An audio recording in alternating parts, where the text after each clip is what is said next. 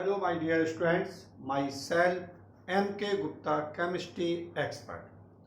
बेटा इसके previous lecture में हमने जनरल ऑर्गेनिक केमिस्ट्री स्टार्ट की थी और उसमें मैंने बताया कि कोई भी केमिकल रिएक्शन होगी तो बॉन्ड टूटेगा तभी केमिकल रिएक्शन होगी। तो मैंने प्रीवियस लेक्चर में आपको बताया था कि बॉन्ड कैसे टूटता है। बॉन्ड डिसोसिएशन दो टाइप से होता है, होमोलिटिक बॉन्ड डिसोसिएशन और heterolytic bond dissociation. Homolytic bond dissociation में मैंने देखा था फ्री रेडिकल्स फॉर्म्ड होते हैं, जबकि हेटेरोलिटिक बॉन्ड डिसोसिएशन में आइदर कार्बोकैटाइंस या कार्बेनाइंस फॉर्म होते हैं। ठीक है, आज यदि आप लोगों ने वो लेक्चर नहीं देखा हो तो प्लीज़ आप लोग लेक्चर देख लें, क्योंकि आज मैं स्टार्ट करने जा रहा हूँ बहुत ही important topic, very important topic, electron displacement effect in covalent bond, जो कि बेटा ऑर्गेनिक केमिस्ट्री का बैकबोन भी कहे जा सकते हैं। ठीक है, तो हम लोग डिस्कस करने जा रहे हैं बेटा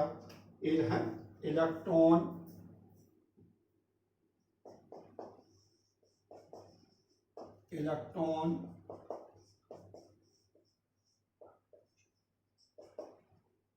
displacement effect in covalent bond. हम लोग क्या डिस्कस करने जा रहे हैं बेटा? Electron displacement effect in covalent bond. अब आप पूछना चाह रहे हैं सर इलेक्ट्रॉनिक डिस्प्लेसमेंट होते क्या है? आई तो पहले हम लोग आपको ये डिस्कस कर बता दूं कि इलेक्ट्रॉन डिस्प्लेसमेंट इफेक्ट होते क्या है या इलेक्ट्रॉनिक इफेक्ट किसे कहते हैं। तो पहले हम आपसे यही परिचय हो जाए, ये बेटा बहुत ही इम्पोर्टेंट है, ये आप बहुत। तो सबसे पहले मैं आपको बता रहा हूं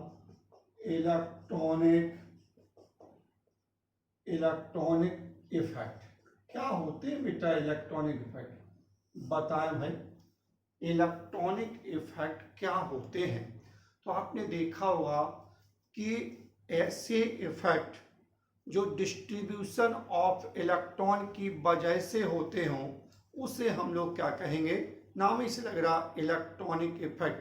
तो इसके the effect which appears due to distribution of electron is called as electronic effect. तो आप चाहें तो लिख लो बेटा, द effect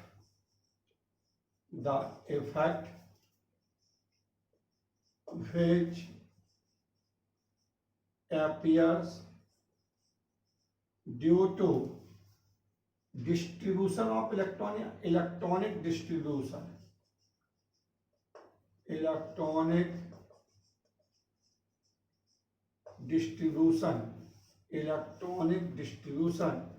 is called as electronic effect.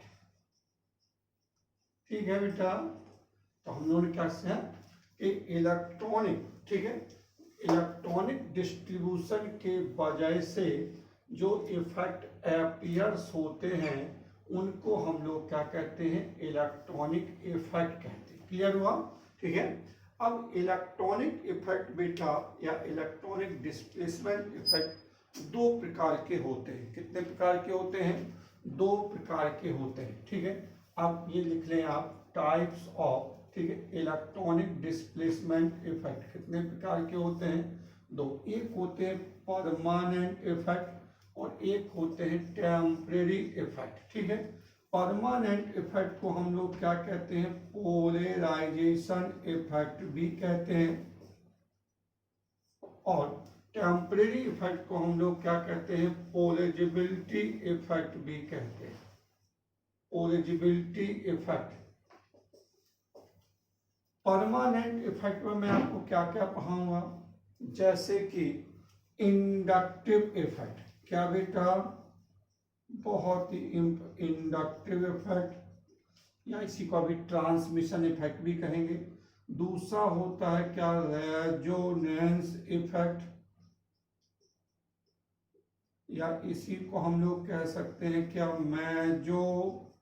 मेरिक effect.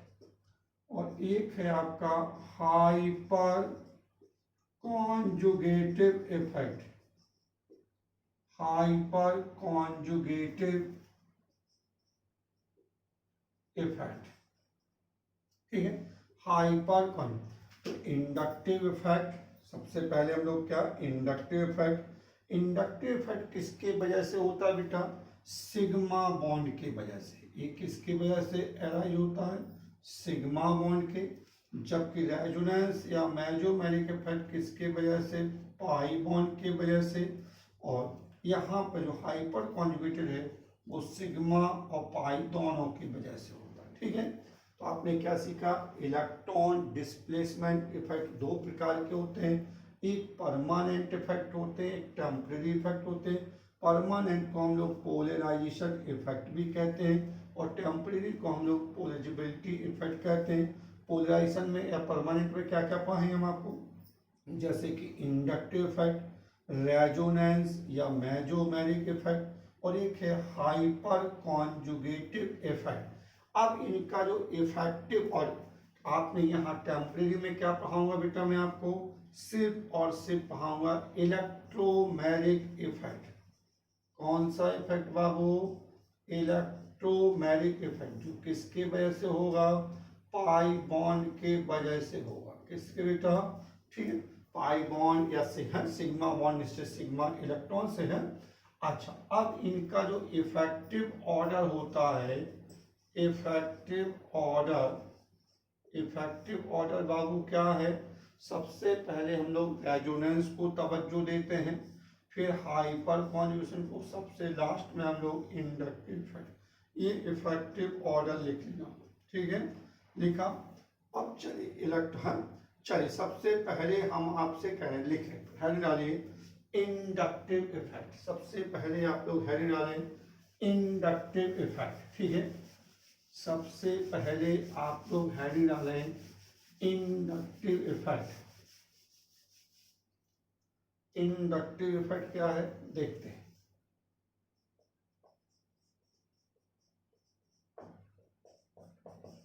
Inductive effect बताते हैं भी क्या है इंडक्टिव इफेक्ट। इंडक्टिव इफेक्ट को हम लोग ट्रांसमिशन इफेक्ट भी कहते हैं। तो एक नाम इसका और लिख लो, ट्रांसमिशन इफेक्ट। क्या नाम कहते हैं इसको, ट्रांसमिशन इफेक्ट भी कहते हैं। चलिए देखिए, आप लोग केमिकल बॉन्डिंग पढ़े होंगे, कोई भी हेट्रो एटॉमिक मॉलिक्यूल्स हो या डिफरेंट मॉलिक्यूल्स कह लीजिए, वो 100% ना तो प्योर आयोनिक होगा ना प्योर कोवलेंट होगा। इस बात से आप लोग सब लोग परिचित होंगे, ठीक है। तो मैंने क्या कहा, यानी कि डिफरेंट मॉलिक्यूल्स या यूं कह लीजिए hetero atomic molecules, neither 100% ionic nor 100% से क्या कोवलेंट। मानते हो कि नहीं मानते हो, चलिए देखते हैं। फिर मैं पॉइंट भी लिखा दे। फिर मैंने कहा, जैसे मान लो, जब मैंने कहा 100% कोई बॉन्ड नहीं है, डिफरेंट एटॉमिक मॉलिक्यूल्स हों, तो वो 100% ना तो प्योर आयोनिक की ना प्योर कोवलेंट्स है।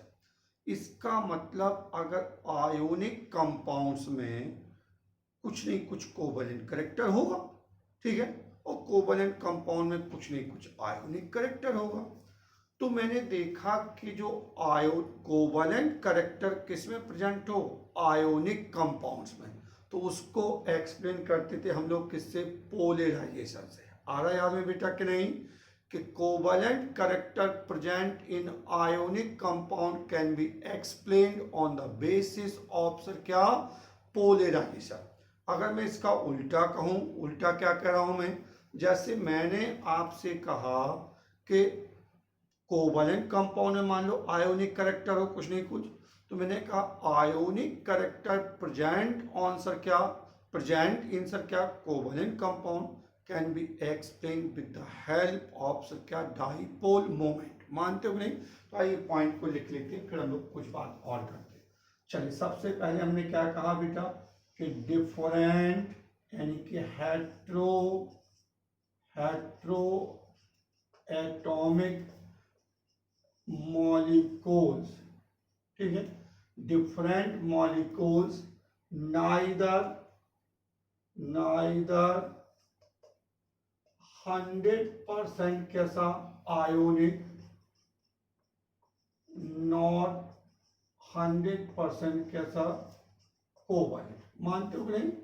ठीक है, यानी कि hetero atomic molecules neither 100% ionic nor बेटा क्या 100% क्या covalent.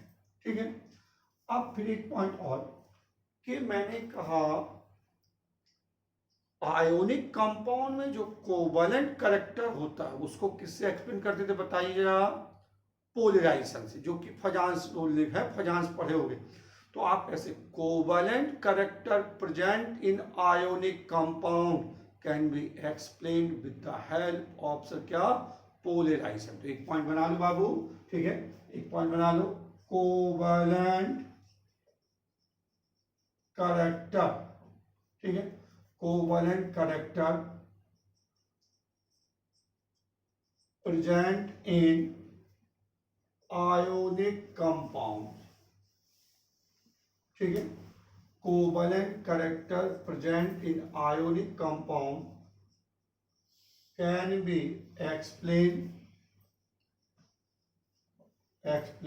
explained on the basis of polarisation, क्योंकि इसमें भी देखेंगे पोलराइजेशन का ही कुछ रोल है, तभी मैं आपको पोलराइजेशन की बात बता रहा हूं। ठीक है, पोलराइजेशन, ठीक है, क्योंकि परमानेंट इफेक्ट को हम लोग क्या कहते हैं? पोलराइजेशन इफेक्ट भी कहते हो। मानते हो कि नहीं मानते हो बेटा? तो covalent character present in ionic compounds can be explain on the basis of सर क्या पोलराइजेशन। एक चीज यहाँ और देख लीजिए कि कोवैलेंट कंपाउंड में जो आयोनिक कैरेक्टर प्रेजेंट होगा उसको हम लोग एक्सप्लेन करेंगे किससे? Dipole moments. एक पॉइंट और बना लीजिए बेटा, आयोनिक कैरेक्टर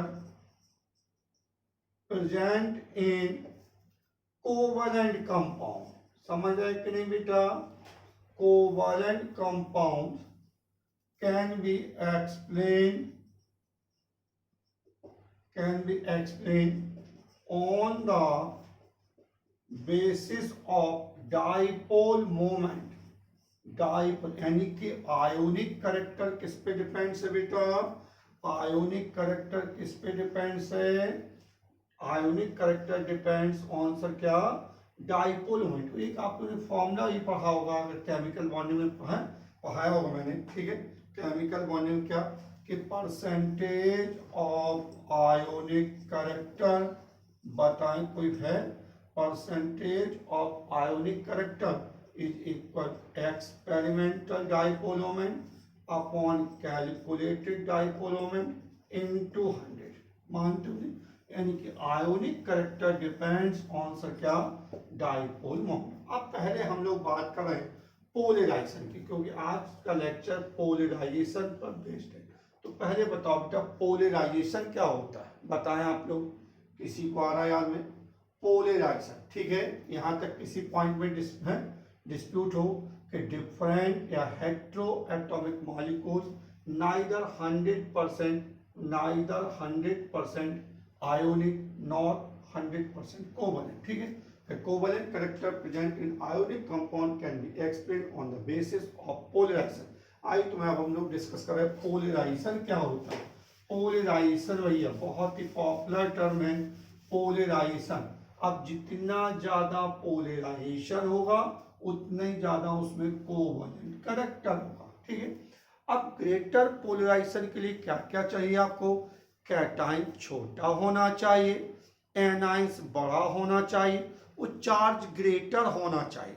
वो चाहे मैग्नीट्यूड ऑफ पॉजिटिव चार्ज की बात करूं चाहे मैग्नीट्यूड ऑफ नेगेटिव चार्ज की बात करूं। ठीक है, दोनों ही कंडीशन में चार्ज कैसा होना चाहिए? आपका ग्रेटर होना चाहिए। तो एक है, तो आप ऐसे लिख लें बेटा, फॉर ग्रेटर पोलराइजेशन यानी कि polarisation directly proportional, polarisation directly proportional किसके? कोवैलेंट कैरेक्टर के। ठीक है, या कोवैलेंसी भी कह सकते हो, कोवैलेंसी। ठीक है, बाकी बात हम लोग करेंगे केमिकल बॉन्डिंग वाले लेक्चर में। तो अभी फिलहाल greater the covalent character, greater will be sir क्या पोलराइजेशन। अब फॉर ग्रेटर पोलराइजेशन के लिए बताएं बाबू, फॉर ग्रेटर पोलराइजेशन के लिए क्या क्या होना चाहिए, ग्रेटर पोलराइजेशन की जल्दी बताएं क्या क्या बात होनी चाहिए। ग्रेटर पोलराइजेशन के लिए हमने कहा बेटा पॉजिटिव चार्ज जितना ज्यादा होगा उसका कोवेलेंट कैरेक्टर उतना ही क्या होगा, ज्यादा होगा, या यूं कह लीजिए जल्दी में।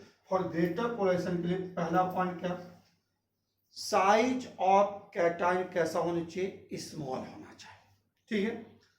कैटायन में भी पोलराइजेशन होता है, एनायंस में भी पोलराइजेशन होता है, ठीक है, दोनों के स्ट्रक्चर डिफॉर्म होते हैं, बस कैटायन का साइज छोटा होता है तो वहां पे डिफॉर्मेशन कम होता है, जबकि एनायन का साइज बड़ा होता है तो वहां पे डिफॉर्मेशन ज्यादा होता है, ठीक है। तो यहां पर size of cation should be small, size of cation should be small. Second point क्या बेटा, साइज ऑफ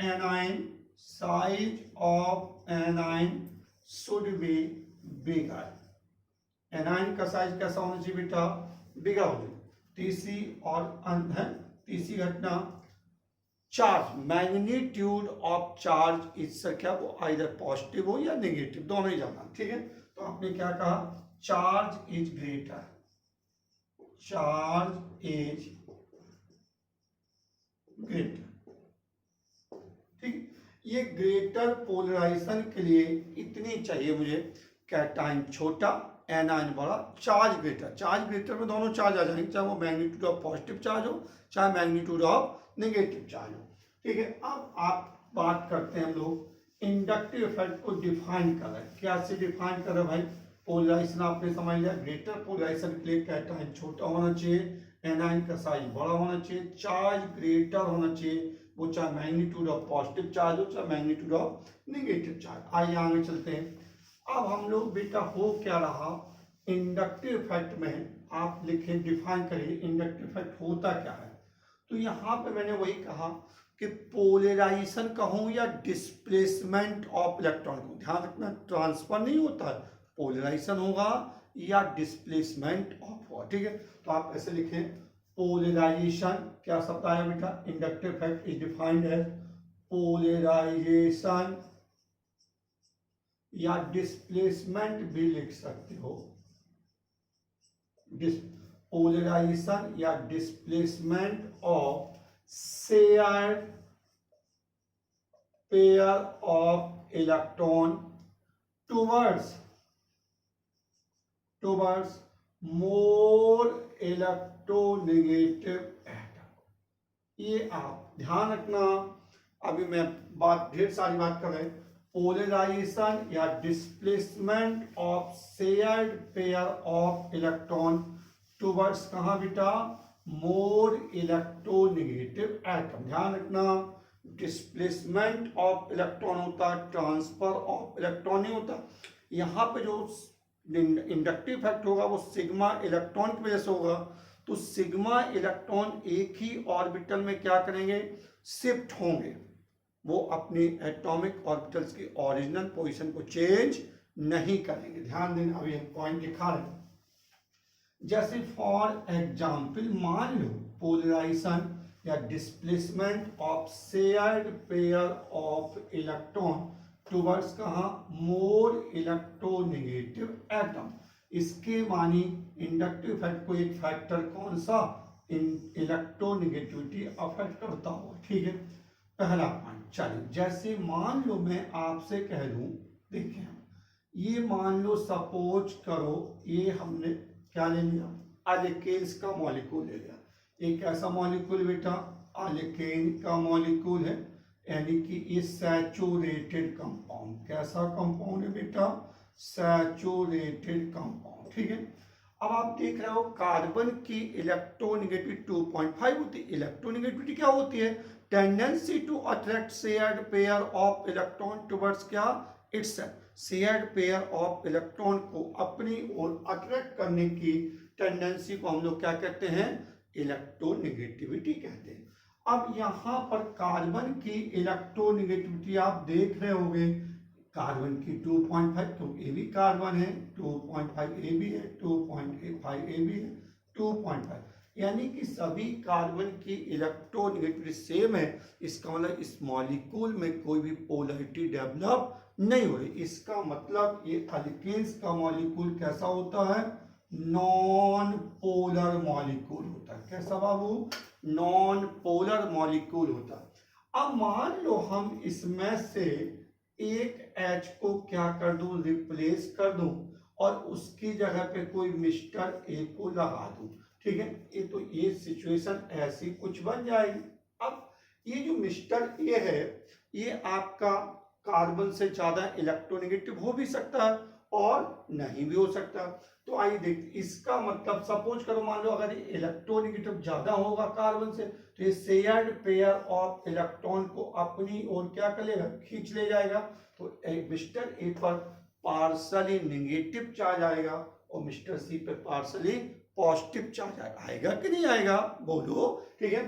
तो यहाँ पे अब मैंने कहा ये है क्या, एटम ए, यानी कि जो ए है वो मे बी एटम हो सकता है, मे बी मॉलिक्यूल्स हो सकता है और एनी फंक्शनल ग्रुप्स हो सकता है। क्या क्या हो सकता है बाबू, ये क्या हो सकता है, यानी कि एटम्स हो सकता है, ए मे बी, लिख लीजिए, मे बी एटम्स, मॉलिक्यूल्स और any functional groups, any function, यानी कि क्या। अब इस वजह से यानी कि H को हटाने के बाद जब मैंने ए लगाया, ये आपका कार्बन से ज्यादा इलेक्ट्रोनेगेटिव भी हो सकता, कार्बन से कम इलेक्ट्रोनेगेटिव हो सकता।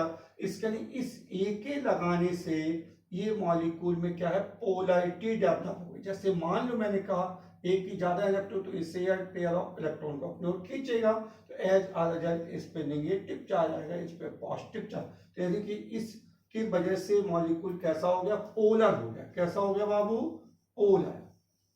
ये नॉन पोलर था, ये कैसा हो गया, पोलर हो गया। कैसा हो गया, पोलर। अब नेचर ऑफ ए लिखो, nature of A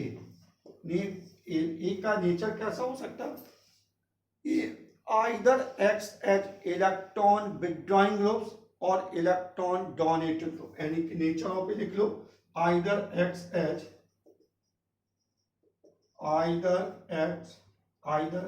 as electron withdrawing groups और इलेक्ट्रॉन डोनेटिंग ग्रुप है बाबू।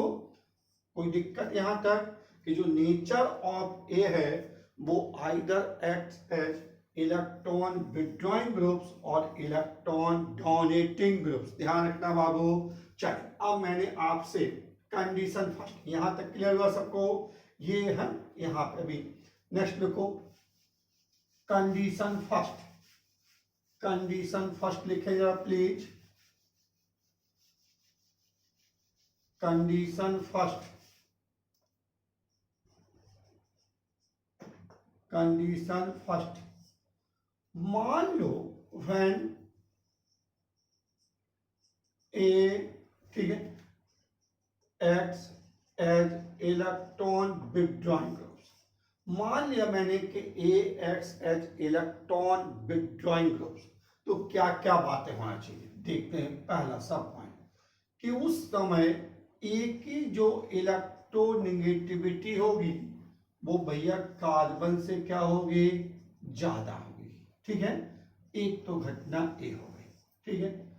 दूसरा, ठीक है, दूसरा पॉइंट क्या बन सकता है, दूसरा पॉइंट के ए पर हाइब्रिडाइजेशन या तो sp होगा या sp2 होगा। तो आपके है कि when hybridisation of A, when hybridisation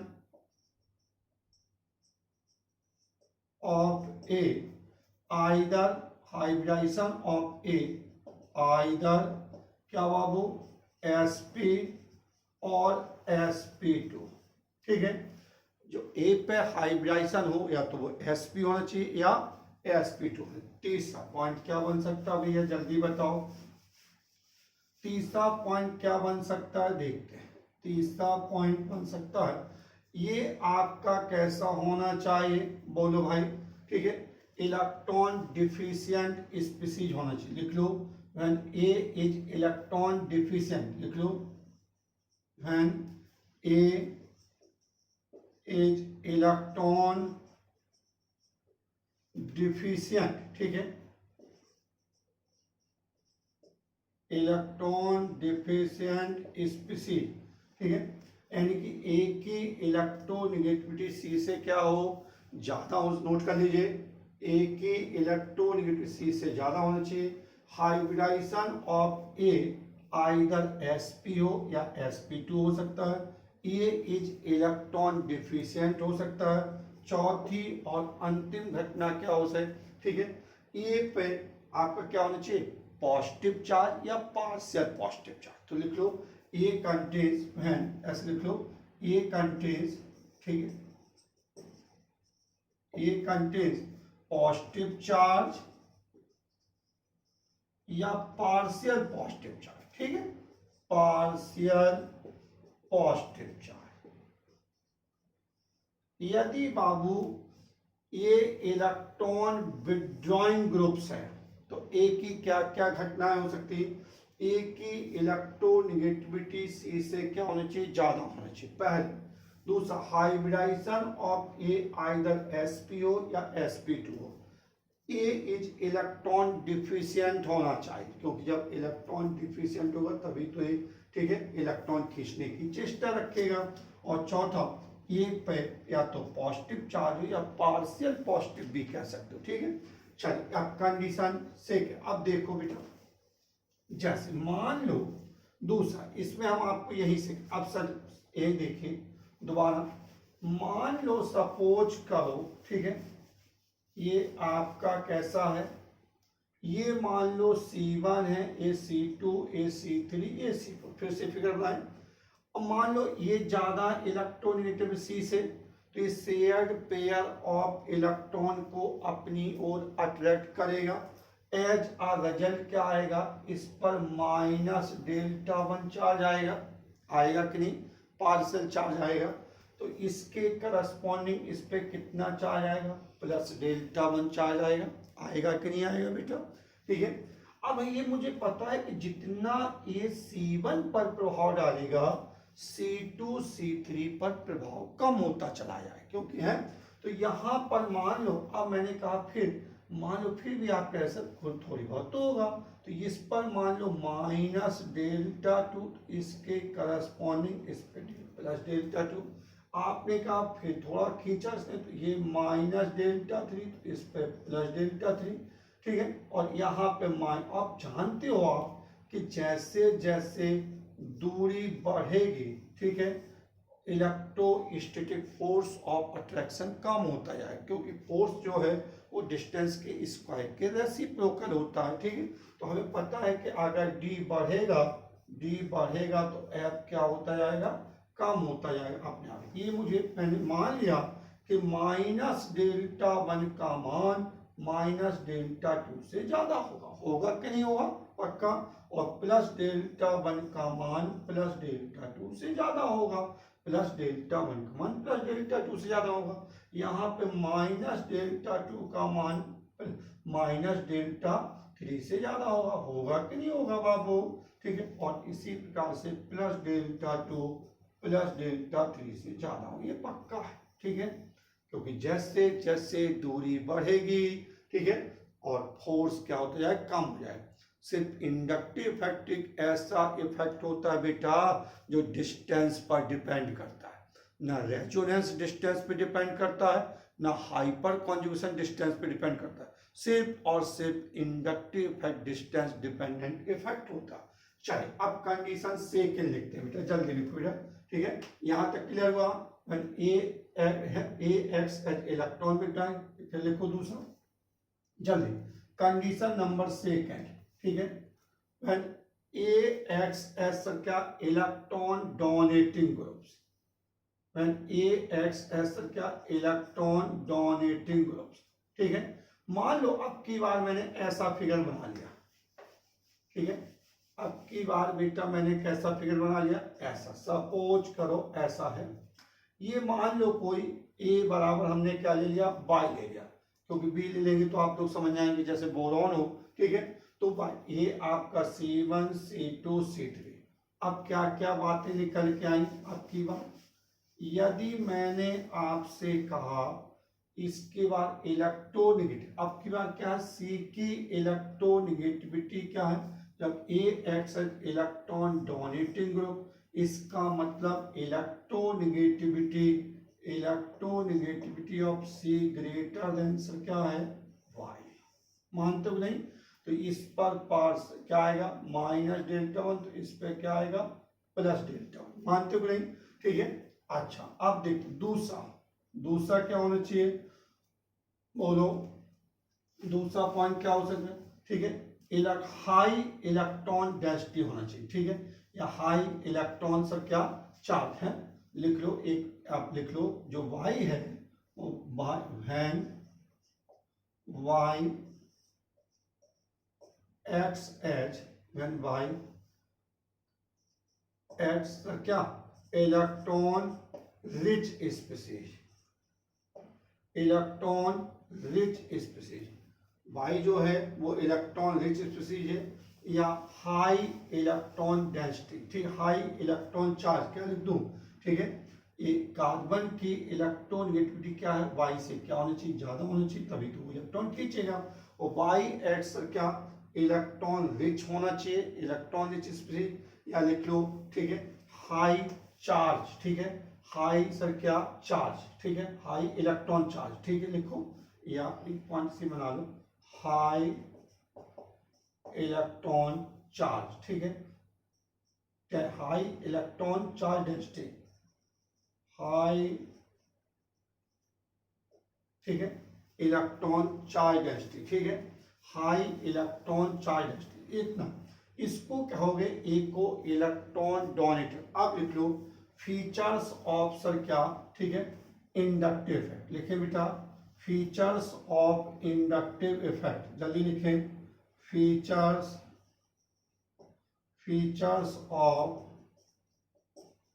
inductive effect. Number एक क्या निकल के आया फीचर्स ऑफ, ठीक है, कि हमने क्या देखा बेटा फीचर्स में, ये तो हमने बता दिया कि इंडक्टिव इफेक्ट परमानेंट इफेक्ट होता है, ठीक है, तो ये और बना ले पॉइंट, फीचर्स में हमने कहा पहला पॉइंट क्या बना, पहला पॉइंट बाबू नंबर एक ये बन सकता है कि हमेशा है इट एक्ट्स सर क्या थ्रू सर क्या सिग्मा बॉन्ड ऑनली, ठीक है, लिख लो it act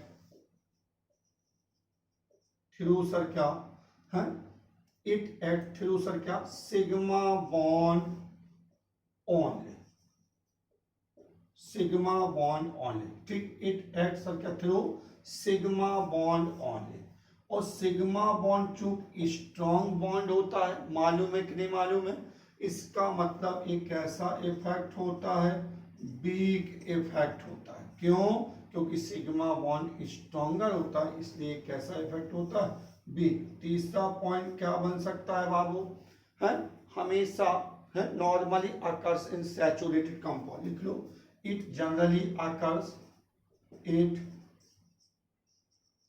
generally occurs in saturated compound, note कर लो बेटा saturated compound, it generally occurs in कहा saturated compound, फिर लिख लो नेक्स्ट पॉइंट, ठीक है, पार्शियल चार्ज सर क्या एराइज, ठीक है, पहन लिख लो पार्शियल चार्ज एराइज,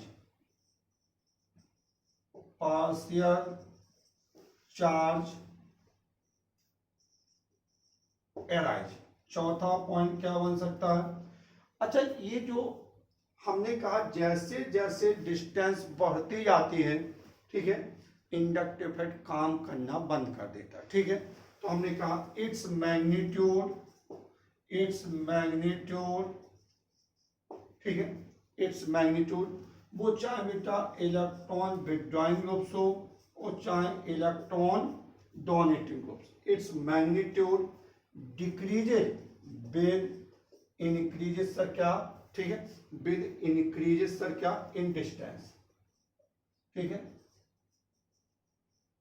लिखा बेटा हमने कहा it's magnitude whether electron withdrawing groups हो, ठीक है, या इलेक्ट्रॉन डोनेटिंग ग्रुप्स हो, decreases with increase in sir क्या डिस्टेंस, यानी कि डिस्टेंस जैसे जैसे डिस्टेंस इंक्रीज करेगी वैसे वैसे मैग्नीट्यूड क्या करेगा, डिक्रीज करेगा। यानी कि इसी में आप बना सकते हो, और उसी के नीचे लिखते चलो बेटा, उसी के नीचे लिखते चलिए जल्दी, उसी के नीचे लिखते चलिए आप, ठीक है। यानी कि डिस्टेंस डिपेंडेंट इफेक्ट, इसी के नीचे लिखो डिस्टेंस डिपेंडेंट इफेक्ट, लिखा बेटा डिस्टेंस डिपेंडेंट इफेक्ट। और मैंने तो बेटा यहां तक मान लिया कि after third carbon inductive effect is omitted, ठीक है, या नेग्लिजिबल। हमने तो यहां तक मान लिया अपने लेवल पर कि 3 कार्बन के बाद इंडक्टिव इफेक्ट क्या है, काम करना बंद कर देता होगा, ठीक है। तो आपने क्या लिखा, after third carbon inductive effect is negligible, लिखा आपने, लिखो, ठीक है। नेक्स्ट पॉइंट, ठीक है, नेक्स्ट पॉइंट क्या है, पोलराइजेशन ऑफ सर क्या bond takes place, polarisation of bond takes place, ठीक है। नेक्स्ट पॉइंट, ठीक है, हमने कहा पोलराइजेशन ऑफ इलेक्ट्रॉन्स हमेशा कहाँ होगा, ऑलवेज इन सर क्या सिंगल डायरेक्शन, ठीक है, लिख लो, ठीक है। एक पॉइंट और बना लो, पोलराइजेशन ऑफ इलेक्ट्रॉन्स, ठीक, always in single direction, point बना लो, पोलराइजेशन ऑफ इलेक्ट्रॉन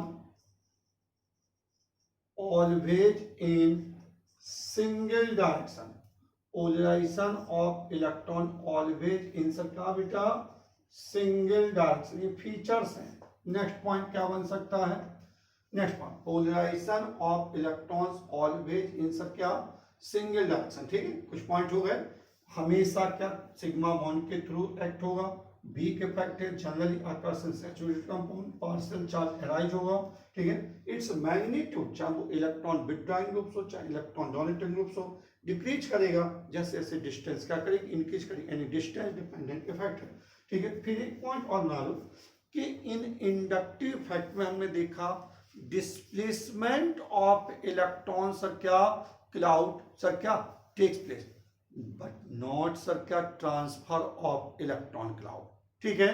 तो एक पॉइंट और बना लो बेटा, हालांकि मैं लिखा चुका हूं, लिख लो डिस्प्लेसमेंट ऑफ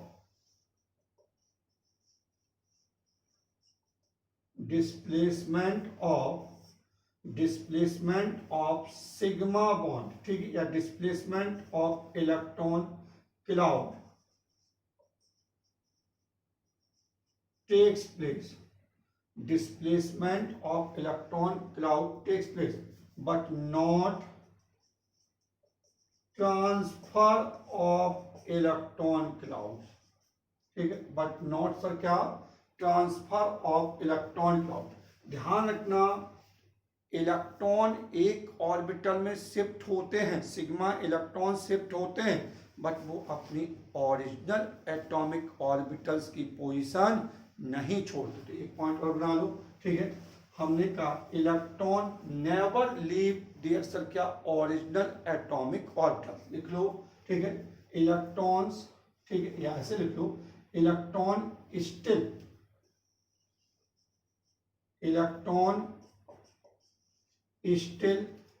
ठीक है remains, electron still remain in same atomic orbital, ठीक है।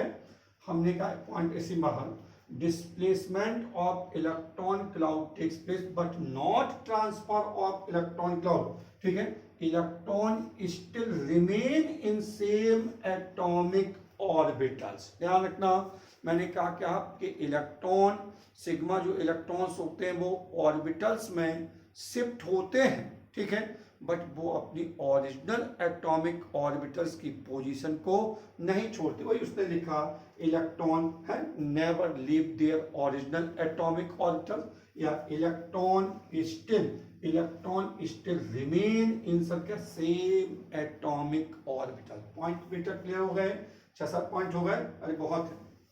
It generally occurs in saturated compound, partial charge arise, its magnitude चाहे इलेक्ट्रॉन विथड्रॉन चाहे इलेक्ट्रॉन डोनेटिव डिक्रीज करेगा विद इंक्रीज इन डिस्टेंस, यानी डिस्टेंस डिपेंडेंट इफेक्ट है।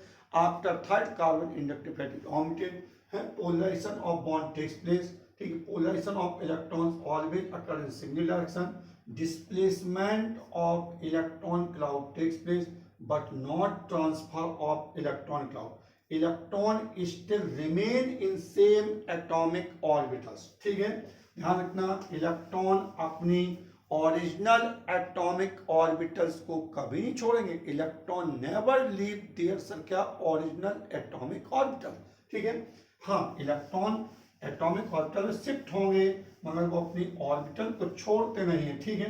Next point, ठीक है, एक पॉइंट और लिख लो, ये बेटा एडिटिव नेचर का है, अच्छी चीज है एडिटिव नेचर, ये जो this effect is additive nature, बस एडिटिव लिख लो, एडिटिव नेचर, कौन सा नेचर बेटा, एडिटिव इन नेचर, इसका क्या मतलब है बाबू, ये नहीं समझ में आया, एडिटिव इन नेचर, एडिटिव का मतलब अगर मान लो दो इलेक्ट्रोनेगेटिव इफेक्ट है, मान लो, ठीक है, दो इलेक्ट्रोनेगेटिव इफेक्ट हैं और एक ज्यादा इलेक्ट्रोनेगेटिव का है, ठीक है, तो दो वाला ज्यादा इंडक्शन डालेगा, ठीक है, तो किससे, एक से, अगर वो सेम डिस्टेंस पे लगे तो लिख लो additive in nature that is two है electronegative atom, two electronegative atom, ठीक है,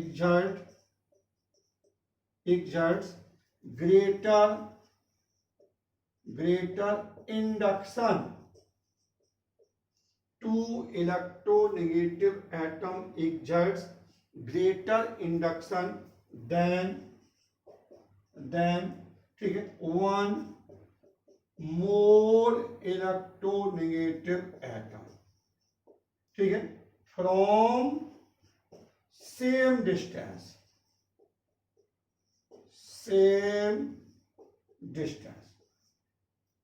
हमने क्या कहा बेटा, एडिटिव का क्या मतलब हुआ, ठीक है, टू इलेक्ट्रोनेगेटिव एटम है, एक्सर्ट ग्रेटर इंडक्शन, एक्सर्ट से क्या, greater induction than one more electronegative atom from सर क्या, सेम डिस्टेंस, जैसे मैं अभी आगे चल के बात करूंगा इस पे एप्लीकेशन बात करूं, जैसे मान लो मैंने आपसे कहा CH2NO2 और C OH जैसे, ठीक है, और यहां पर एक आपका मैंने कहा दिस, ठीक है, और COOH दिखा बेटा, अब मान लो आपसे कोई पूछे बैक से, तो मैंने कहा भी देखेंगे NO2 की -I पावर Cl की -I पावर से क्या होती, ज्यादा होती है, ठीक है, अभी देखेंगे -I पावर NO2 की ज्यादा है किससे, Cl से,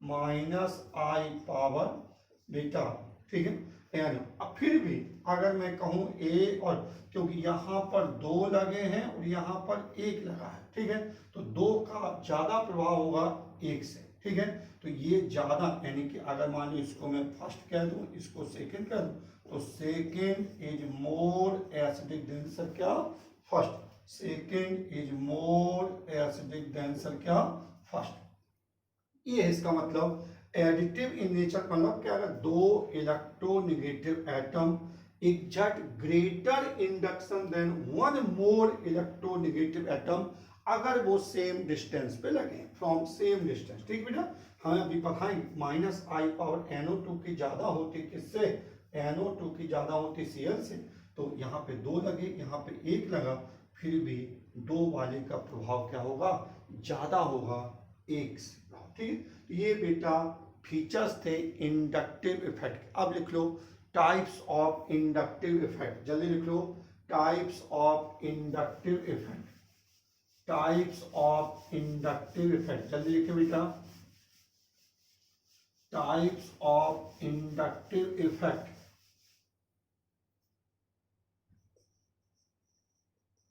टाइप्स ऑफ इंडक्टिव इफेक्ट, ठीक है, ये बाबू दो प्रकार के होते हैं, एक होता है माइनस या प्लस आई इफेक्ट और एक होता है माइनस आई इफेक्ट, ठीक है, बोलो अब प्लस आई इफेक्ट देखो भाई, इंडक्टिव इफेक्ट कैसा है बाबू, ये रिलेटिव इफेक्ट है। कैसा है बाबू, ये रिलेटिव इफेक्ट है। कैसा है, रिलेटिव इफेक्ट है। और यहां पे हमने रेफरेंस एटम किसको मान लिया था, इंडक्टिव पावर हाइड्रोजन को हमने क्या मान लिया था, 0।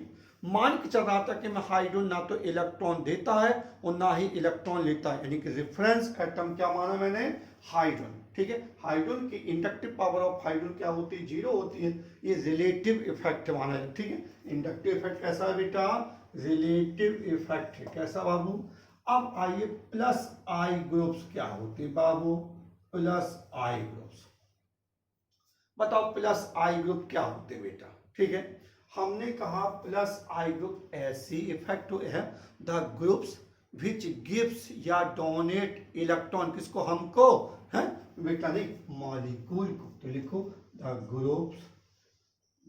ग्रुप्स विच गिव्स या डोनेट्स, लिख रहे बेटा, द ग्रुप्स विच गिव्स या डोनेट इलेक्ट्रॉन, किसको, हमको नहीं बाबू, टू द मॉलिक्यूल।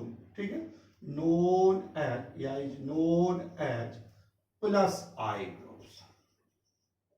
कौन सा बेटा, द ग्रुप्स विच गिव्स या donates electron to the molecule is known as plus I group, and this effect ठीक है, this effect is known as plus I effect। इस है जिसके वजह से होता उसे हम क्या कहते हैं, plus I effect. This effect is known as plus I effect. ठीक है, this effect is known as सर क्या, प्लस आई। अब सुनिए, हम बेटा अब हमने हाइड्रोजन को इंडक्टिव पावर को हमने है रेफरेंस एटम मान लिया। तो एक टेबल मैंने बनाई, जैसे मैं आपसे कह दूं एन डबल नेगेटिव, ठीक है, फिर आपका NH, फिर आपका O नेगेटिव। ठीक है, जितना ज्यादा हमने कहा चार्ज डेंसिटी होगी उतना ज्यादा वो क्या होगा, उसकी इलेक्ट्रॉन देने की टेंडेंसी होगी, चार्ज डेंसिटी। ठीक है, हाई चार्ज डेंसिटी। ठीक है, N double negative, NH negative, NH negative, O negative, फिर हमने देखा क्या CO नेगेटिव, फिर बाबू किसको देखा मैंने, एल्किल ग्रुप्स। किसको देखा बेटा, एल्किल ग्रुप। और एल्किल ग्रुप में कैसा चक्कर चलता है, टर्सरी, सेकेंडरी, प्राइमरी और एक क्या है, और इसके बाद ट्राइटियम, ड्यूटेरियम और छुटको। क्योंकि मैंने कहा आप एक वाइब्रेशन इफेक्ट, इंडक्टिव इफेक्ट एक वाइब्रेशन इफेक्ट या आइसोटोपिक इफेक्ट पे क्या करता है, फैक्टर्स पे डिपेंड करता है। जितने ज्यादा लेस वाइब्रेशन होंगे उतने ज्यादा उसकी इंडक्टिव पावर क्या होगी, ज्यादा। Less vibration means more inductive effect. ठीक है, तो ट्राइटियम का इंडक्टिव पावर ड्यूटेरियम से ज्यादा होगी, ड्यूटेरियम की हाई। तो ये बेटा लिख लेना, इसको नोट कर लो बेटा, ये नोट कर लीजिए इसको, ये plus I power of the groups in decreasing order. Note करिए इसको, यानी कि एल्किल ग्रुप कैसे होते हैं, प्लस आई के नेचर के होते हैं। ध्यान रखना बेटा, ये इफेक्ट बेटा बहुत ही इंपॉर्टेंट है। ठीक है, टर्सरी समझते होगे, टर्सरी तो समझते होगे बेटा, जैसे टर्सरी, जैसे इतने इस टाइप का ग्रुप को हम लोग क्या कहेंगे, टर्सरी कहेंगे। क्या कहोगे, टर्सरी। इस तरह के ग्रुप को क्या कहोगे, सेकेंडरी कहोगे। इस तरह के ग्रुप को क्या कहोगे, प्राइमरी कहोगे। बोलो बाबू, ये तो सब जानते होगे। ठीक है, चलो, और इस तरह के ग्रुप को हम लोग क्या कहेंगे, मैथ। ये है, ये आपका टर्सरी है, ये सेकेंडरी है, ये प्राइमरी, ये मैथ। नोट कर लेना यदि नहीं जानते, वैसे जानते होगे आप लोग। ठीक है, टर्सरी, ठीक है, सेकेंडरी, प्राइमरी, वही लिखा। N double negative, NH negative, O negative, CO negative. Alkyl, ध्यान रखना, एल्किल ग्रुप कैसे होते हैं, प्लस आई के नेचर के होते हैं। फिर ट्राइटियम, ड्यूटेरियम, फिर सब क्या, hydrogen, inductive power of hydrogen को हमने रेफरेंस एटम मान लिया था।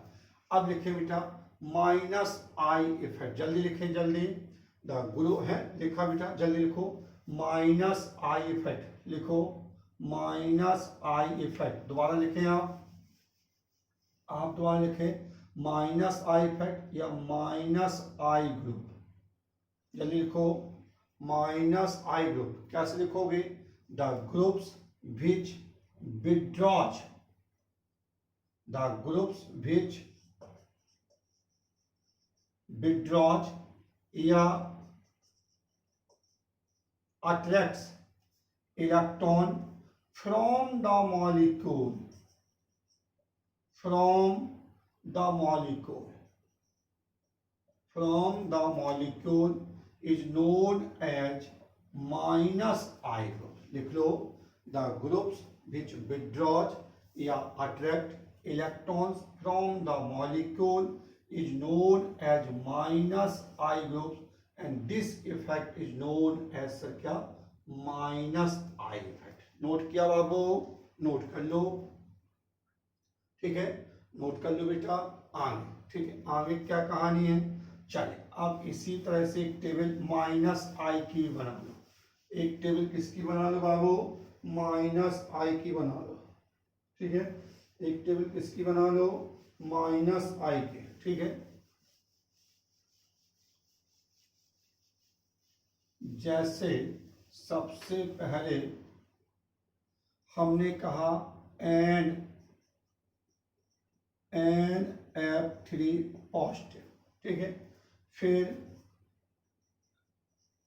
NH3 पॉजिटिव, ठीक है, NO2 मैंने क्या कहा था अभी कि, ठीक है, या तो उस पर पार्सली पॉजिटिव चार्ज हो या पॉजिटिव चार्ज, ठीक है, फिर NO2, फिर आपका कौन सा साइनाइड, फिर सल्फोनिक हाइब्रिडाइजेशन, या तो sp हो या sp2 हो, मिस्टर ए में हमने पीछे लिखा SO3, फिर आपका एल्डिहाइड, फिर कीटोन, फिर आपका एसिड, बोलो, फिर आपका एसिड क्लोराइड, ठीक है, लिखते चलिए, ठीक है, फिर आपका बाबू क्या ईस्टर, मानते हो कि नहीं, ठीक है, फिर आपका क्या एसिड एमाइड, ठीक है, फिर आप फ्लोरीन, क्लोरीन, ब्रोमीन, आयोडीन, फिर OH, OR, ये बेटा टेबल आपको थोड़ा भी सिखाऊंगा कैसे, OH, OR, फिर आपका क्या सी दिस, ठीक है, फिर आपका, ठीक है, NH2, फिर आपका PH फिनाइल, और फिर आपका CH डबल बॉन्ड CH2 और रेफरेंस एटम हाइड्रोजन को मान लो, ठीक है। ये आप NF3, NH3 पॉजिटिव, NO2, ये बेटा इतने आपने देखा, ये टेबल है minus I power of the groups in decreasing order, minus I power, ये बेटा है। तो हमने क्या देखा? इंडक्टिव इफेक्ट बेटा दो प्रकार के होते हैं, ये रिलेटिव इफेक्ट होता है, हमने रेफरेंस एटम यहाँ पे हाइड्रोजन को मान लिया था, ये एक प्लस आई इफेक्ट होता है, एक माइनस आई इफेक्ट होता है। प्लस आई ग्रुप क्या होते हैं? ऐसे ग्रुप्स होते हैं जो मॉलिक्यूल्स को इलेक्ट्रॉन देते हैं, ठीक है बेटा। और माइनस आई इफेक्ट क्या होते हैं? द ग्रुप्स विच विथड्रॉज या attract electron from the molecule is known as minus I group and this effect is known as क्या माइनस आई इफेक्ट। अब हमने आपसे देखा, ठीक है, अब मैंने क्या देखा, ठीक है, द ग्रुप्स विच विथड्रॉज दिस, ठीक है।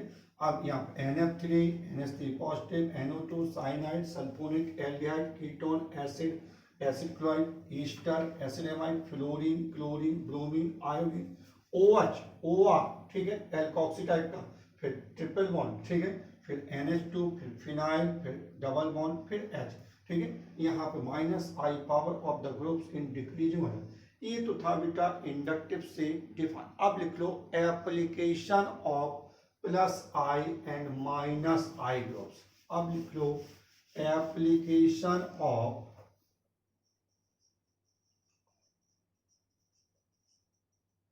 Plus I and minus I group. बहुत ही important, application of plus I and minus I, plus I and minus I, ठीक है। तो इसको हम लोग है, ठीक, इसको हम लोग बेटा नेक्स्ट लेक्चर में, नेक्स्ट वीडियो में डालेंगे, application of plus I and minus I. बहुत ही इंपॉर्टेंट है बेटा प्लस आई और माइनस आई है। आप लोग वीडियो देखिए, ठीक है, और एंजॉय करिए। ओके, ठीक, प्लीज लाइक करें, सब्सक्राइब करें एंड शेयर करें। Okay, bye bye.